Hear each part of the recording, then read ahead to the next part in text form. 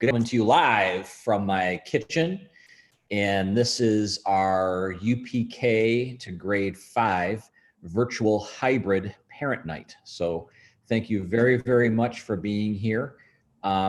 We do have a couple of special guests. Coming to you live from.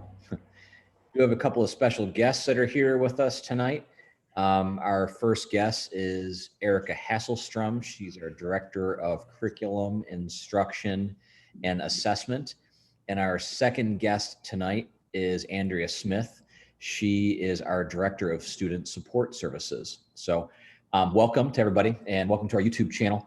As this goes on, if you want to ask some questions, you'll be able to on our actual YouTube channel. And I'm going to be doing more moderating tonight than I am presenting. So you may see my head tilt from side to side. It's because I have two computers here that I'm trying to keep track of. And, and we're going from there. So I'm going to try to there we go. Trying to restart what I had. I'm in good shape now, Mrs. Hasselstrom. So why don't you go ahead, Mrs. Hasselstrom, and share your screen if you can.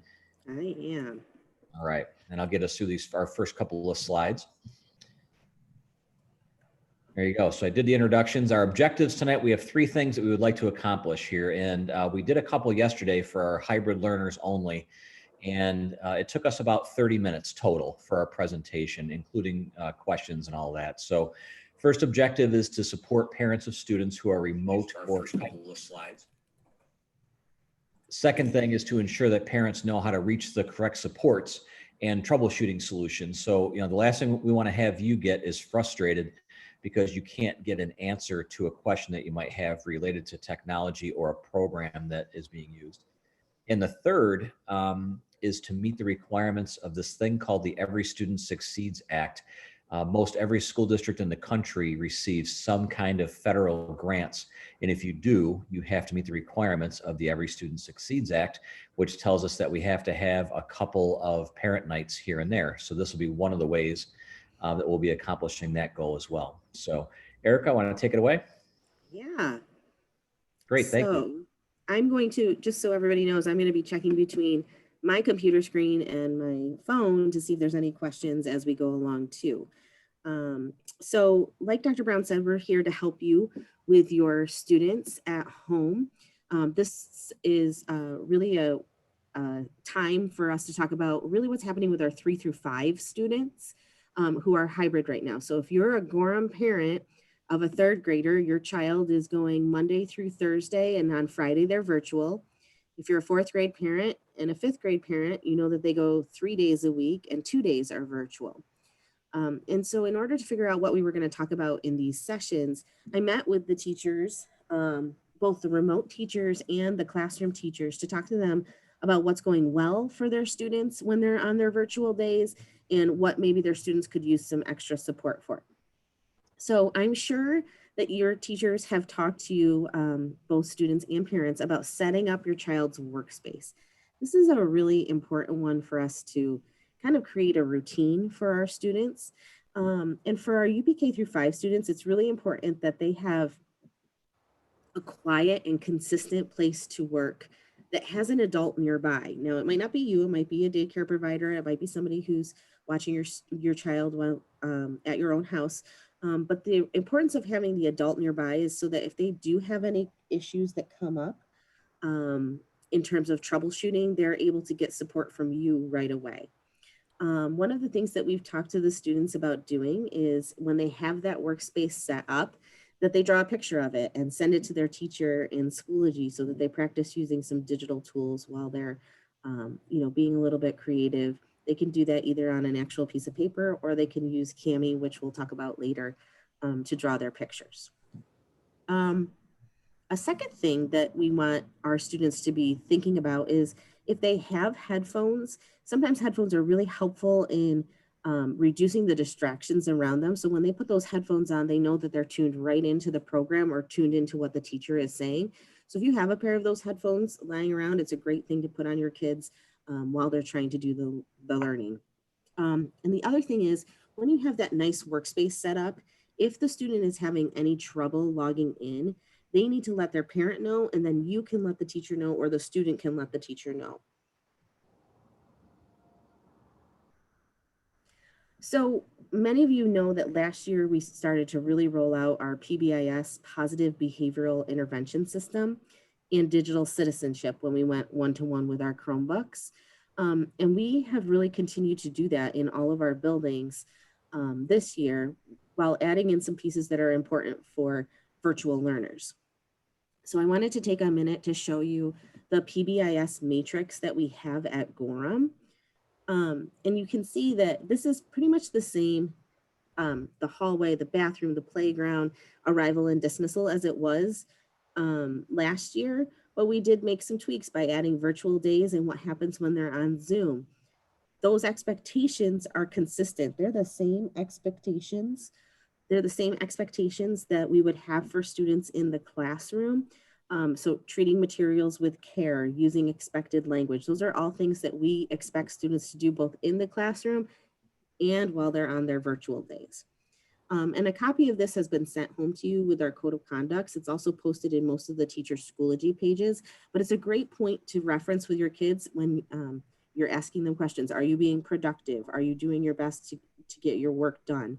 Are you being respectful? Are you showing integrity? Those are words that kids are familiar with in 3 through 5 and actually UPK through 12. So it's a great thing to keep maybe posted on your refrigerator or as a site for them to look at.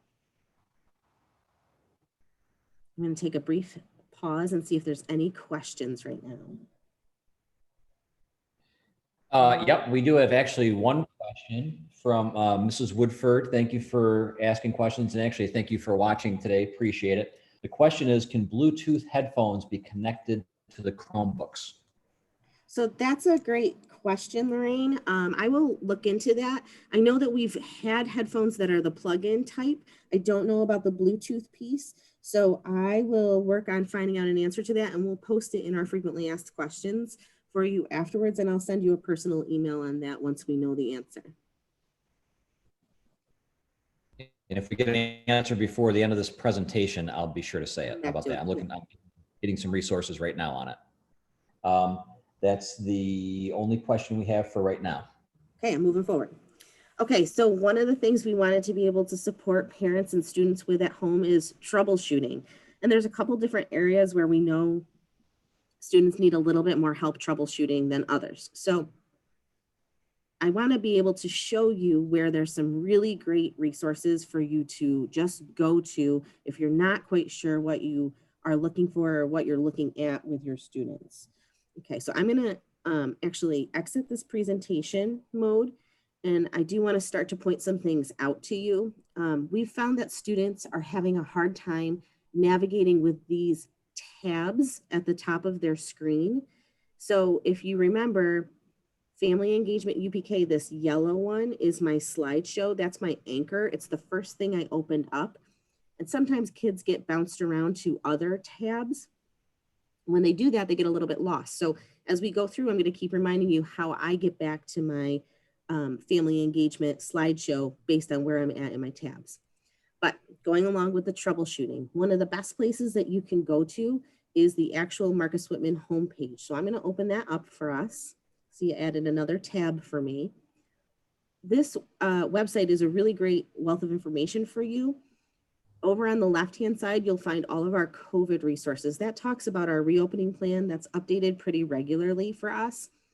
But there are some site-specific places on the website that are just for parents to see what they can do to help support their kids. So under this parent tab, many of you might have been here before to register your student, to see what the community is offering.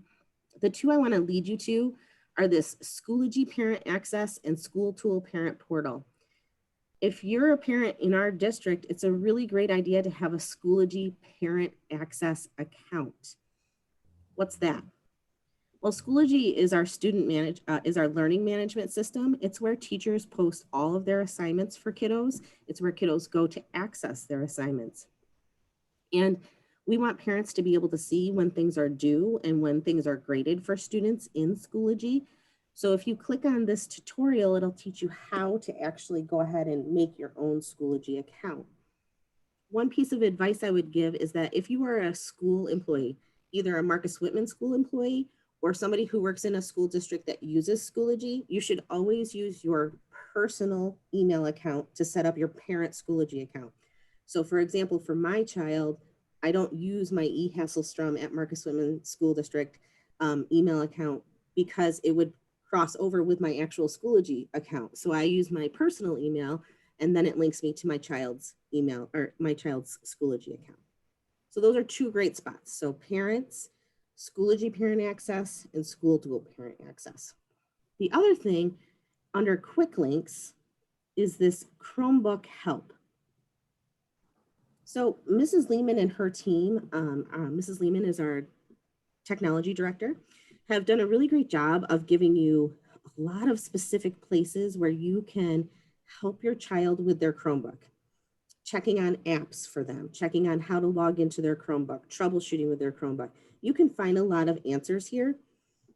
And if you're having a problem getting into your child's Chromebook and you can't let the teacher know, it also gives you the direct line to the tech help desk for us, and that will help you get in contact with somebody who can help you pretty quickly. Okay, so I'm going to go back to that first tab that I was in. I'm going to take a quick drink. Thank you. And I'm going to start presenting again. So those are some quick tools that you can access anywhere that you have internet. So let's say we get our Chromebook open, and the first troubleshooting issue we have is I can't get into Zoom. So one of the things that we've noticed with Zooming this year, we definitely had a regional network issue that was not anything that was in our control that impacted Zoom, and Zoom had an issue. So those are two things that aren't in our control. But we do have some things that are little pages that pop up for students that are within our control. So if your child can't get into Zoom and the page says, please wait for the host to start the meeting, that means the teacher just hasn't started the Zoom yet. It means that they're going to start it. It would be a good time to check Schoology to see if there was any updates that they missed or any announcements. If the page says, please wait to join the meeting, that means that the student's actually in the waiting room. So whenever you join a meeting, we have a safety protocol in place where the teacher has to admit each student into the classroom, and their teacher's going to be getting them into that classroom pretty soon. They could always send an email to say, hey, I'm here, can you let me in? One of the things that we've talked about with teachers is giving like a 5 to 10 minute window of time for Zoom to actually get started and to kind of let teachers have a little bit of time to get students in. If you by chance are late for your class as it's about to start, you could always send a message to your teacher that says, hey, I'm running a few minutes late. I had a dentist appointment this morning. I'll be there in 15 minutes, and then they'll be watching for you to come into the meeting.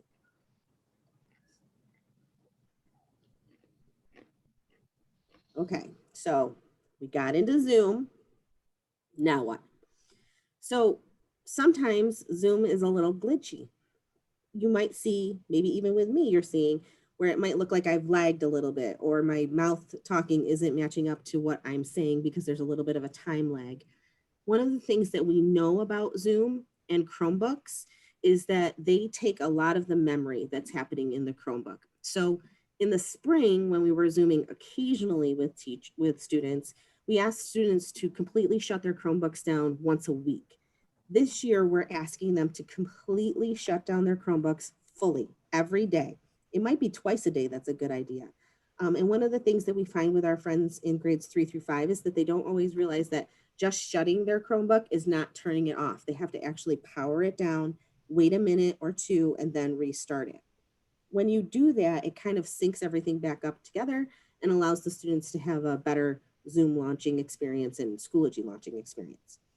So after they've done their shutdown, they've restarted, they're going to go back in and check their Schoology and see if there were any updates from the teacher. If Zoom is still not working, one of the things that I have learned just recently, and I'm not doing a great job with it right now, is that if you have a smartphone or a tablet sitting right next to your Chromebook or even my laptop, it might be interfering with the bandwidth. So I've learned that normally not today because I'm looking at the questions that might be popping up, but I've learned that I have to put my laptop or my phone, my smartphone, about 5 feet away from my Chromebook or laptop so it doesn't interfere with my Zoom. It's a possibility. If that still doesn't help with being able to interact with your teacher, you can always email the help desk or call the home desk. And if you still can't get into Zoom, that's okay. Just go to Schoology and keep doing the work that you know is assigned to you. I'm going to pause for questions. Yeah, so we're able to get an answer from Mrs. Woodford about the, can you use Bluetooth headphones with the Chromebooks? The answer is yes. And actually in our chat feature, I put the instructions for how to do that. And so if anybody tries that and has difficulty, I also put the email on there. They can email helpdesk@mwcsd.org to get further assistance with that. But we think we found a solution for that. The interesting thing is on the Chromebook, you can use headphones, but you can't use a headset, which I found interesting. So like you can listen, but you can't use the headset and microphone like you might be able to do on a regular laptop. So even I learned something today. So those are all the questions that we have right now. All right, we'll keep moving. So we're going to practice some skills. So when I talked to the teachers and they talked to their students, there were a couple of things that they indicated that students needed a little bit of support with. All of our teachers have been trained the same way. And the reason we've gone to really trying to keep things at these 3 platforms for with Zoom is so that all parents are hearing the same message from teachers. And all teachers have experienced the 4 platforms that we use, Zoom, Google, Schoology, and Kami, in the same way. And that's helpful when you have a student who's in 3rd grade, a student who's in 6th grade, and a student who's in 9th grade. It helps keep things consistent. So I'm going to practice some skills with you right now. And again, feel free to keep asking questions. So I'm going to exit my presentation mode. And you're going to see I keep adding those tabs along the top of my screen because I keep opening web pages. So every time I open a web page, it's going to pop a new tab up. Google Drive is where our students house all of their resources, really. It's where they can put pictures if they're saving them for a presentation report. It's where they can type a Google Doc and share it with their teacher. It's where they could make a Google slide presentation like what I'm showing you. And this triangle right here is the symbol for Google Drive. Now, I used to be one of those people that was extremely organized in how I had my files set up on my Microsoft Word and on my desktop. I'd like them all to be alphabetical by category, and I still am that way to some degree. But one of the things I find is because I create so many Google Docs so many times a day, I don't do as well with my organization. But Google is super helpful with that. So I'm going to open up this tab that says My Drive and Virtual Backgrounds. You can see I'm in Google because I'm in the Drive triangle. And in here, I can search for anything that I know that I started in my Google Drive. So I'm just going to search for a couple of pictures that I've used in the past for virtual backgrounds, just so you can see some funny things. First of all, your child's Drive may not look like mine. You can see that mine is in a list form. That's the way I like it, but I find that students typically prefer it this way. Yeah, where they see all those tiling pictures. This to me is too much, but for kids, they really like it this way. So if I'm trying to find some pictures and I know somewhere in here, I have a picture of young Sheldon. As I searched, it gave me these 3 options for young Sheldon. And these are pictures that we used for virtual backgrounds. So I know if I click on this, it's going to show me, oh, that's young Sheldon's bedroom. We've used this for Bitmoji presentations with kids and as virtual backgrounds. So that was that easy. All I had to do was type in something that I thought was going to come up. And it did. So if I was thinking of another one, I feel like there's maybe a Zootopia.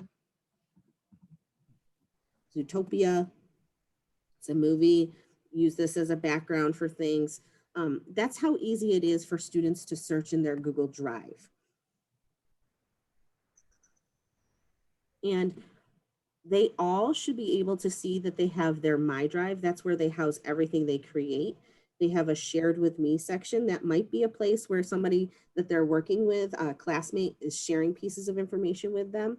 Another really good spot to go to is recent. It keeps everything that I've opened in the last 20 days right there in the order that I've opened them. So if I can't remember the name of what I'm looking for, I can go to that recent spot. Okay, so that was Google Drive. I'm just checking the questions. Okay. Now I want to show you a little bit of Schoology. So Mrs. Karsis was super nice and let me into one of her classes yesterday, and I'm going to hope that School Tool didn't resolve that last night, because School Tool is our management system that keeps track of all of our students. Schoology is where we keep track of what students learn, and they talk to each other over digital platforms. So I'm going to open Schoology. When your child logs into their computer, they're going to log in to Clever, and they're going to see an icon for Schoology. So these are all of my courses in Schoology. Oh, good. I'm still in Mrs. Karsis's sandbox. Your child is going to see a lot of courses on their Schoology pages, but the teachers have made these fun backgrounds so that students know which Schoology course they're actually supposed to open. So Mrs. Karsis has made it so that her kiddos go right to that one that is the picture of the science experiment. That's where they know that they need to go to. When I click on that as a student, I am going to see, first of all, that she placed an announcement here. The announcement shows up every single day on their Schoology page based on what Mrs. Karsis puts in to show that she wants students to see. So it might say, hey guys, we have a new Zoom link, check the new Zoom link. It might say, don't forget that we need our digital lab materials. It might say, hey, you're gonna need to have some things to measure today. All those things students know to look at. It's a different color so that it catches students' eyes. One thing I wanted to show you though, is this calendar feature. So I think it's thinking on that. There we go. Okay. So in this calendar feature, you will see that today was an early dismissal day. Every time Mrs. Karsis puts something into the calendar, it shows up on her calendar, on the student's calendar, and on your Schoology calendar. And that's really helpful to help you keep track of assignments and what your student needs to be doing.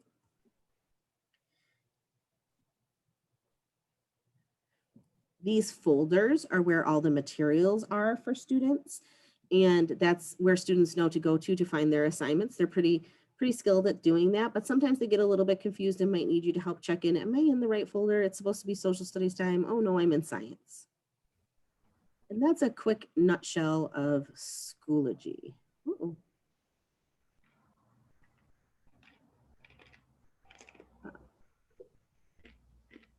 Okay. All right, so now before we take another set of questions, I'm going to talk to you about Cami. Cami for us is a what? It's a software program that basically takes any document. It could be a Google Doc, it could be a Word doc, it could be a PDF, and it changes it to an interactive PDF.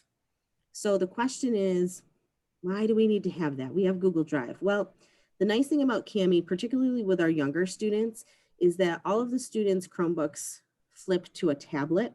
So if students are working on a math worksheet, they can actually draw on their tablet to show what it is, how they would solve the math problem. They can draw a chart on the math, on the grid paper that's in Cami, and it helps teachers see exactly what students are thinking while they're doing the work. So I'm going to show you just a really quick 2-minute section from a video of what Cami looks like in Schoology. So give me just 1 minute because I have to fast forward this. Hi, everyone. I'm going to double check. Did everybody hear my volume when that started? Mm-hmm. Okay, go.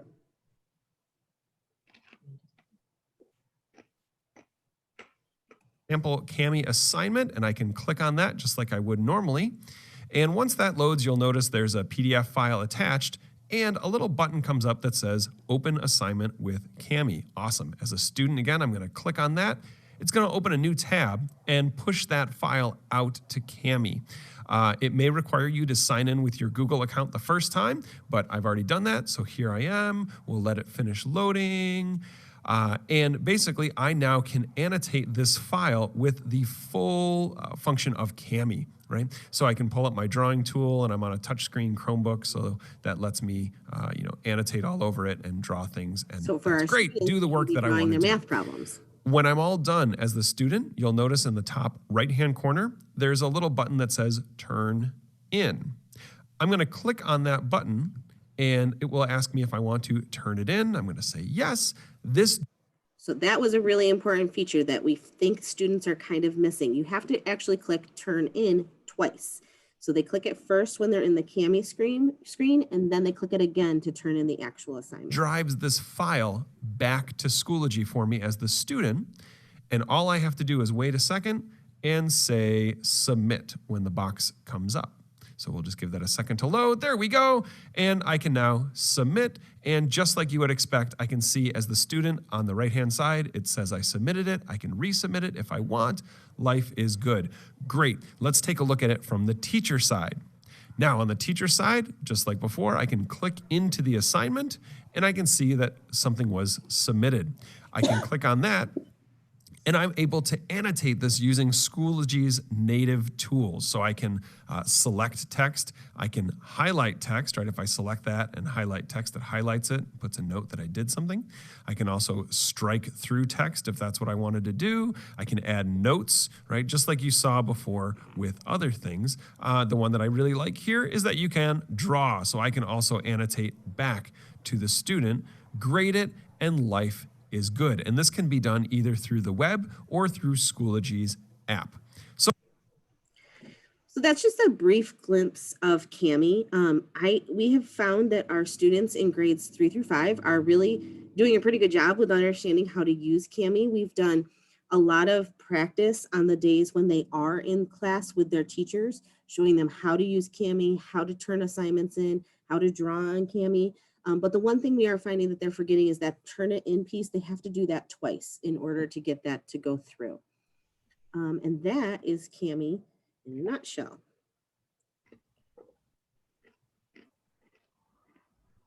I'm going to take a brief minute and check and see if there's any questions. Let me just see. There's a little bit of a lag in between our Zoom and our YouTube. It's about 20 seconds. So hang on one moment, Tito.